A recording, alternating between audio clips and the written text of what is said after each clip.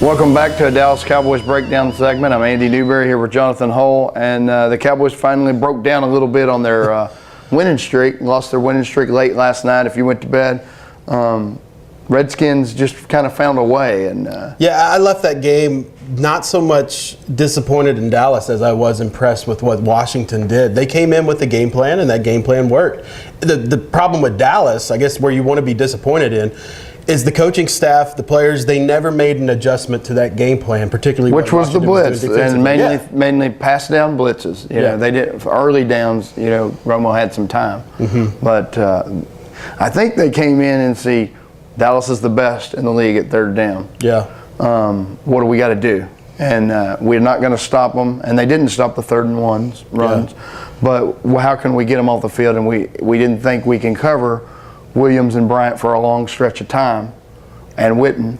So let's just bring everybody. And what was impressive about the blitzes were the packages. It wasn't like you were seeing the same package over and over again. Those blitzes were coming from everywhere. Right, they would overload one side and then the other, and sometimes they would show more guys, and maybe not all of them came. Then all of a sudden, here comes the safety. Brandon Merriweather comes through and gets a hit on So Romo. sometimes you had guys not blocking anybody, while the other side, too many people were coming through. Of course, and then Romo goes down with the injury. Brandon Weeden wasn't bad. I mean, he did what he had to do. No, 2 scoring drives. No, and anybody could have hit Jason Witten that wide open for a touchdown, but it was what you want to get out of your backup quarterback. Now, there's a lot of people wondering if Romo should have come back into the game. I think he had to. I think he was well enough. Yeah, and I don't think that Romo being in the game over Weeden is what lost him the game. You really have to question the play calling on 2nd and 2. I can understand, passing. That's a free down. But when you got 2 more downs, you're talking about overtime. Yes, overtime. When you got 2 more downs.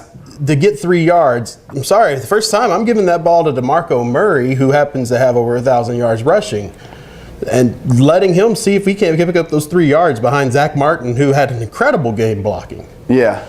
Overwhelmingly for the night, I didn't think it was just awful play calling, but there were just a couple of sequences. The other sequences when Weeden was on the goal line and they threw on both 2nd and 3rd down from the 3 or 4 yard line, didn't give Murray a shot.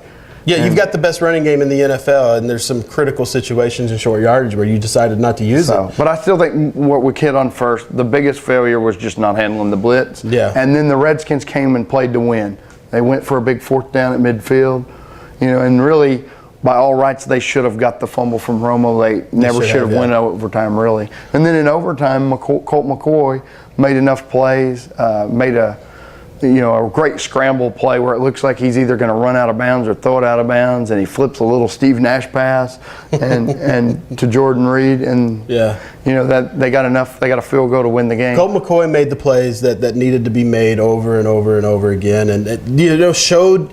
This is the first time we've seen Colt McCoy as an NFL player look more like the player that he was when he was at UT. Yeah. As the game went on, he got more and more kind of creative and moving his feet a little bit.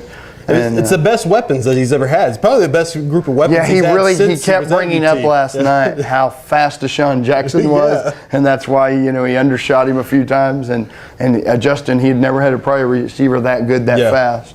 So when we come back, we'll look. The Cowboys, the challenges don't stop coming. They've got another one on the way Sunday.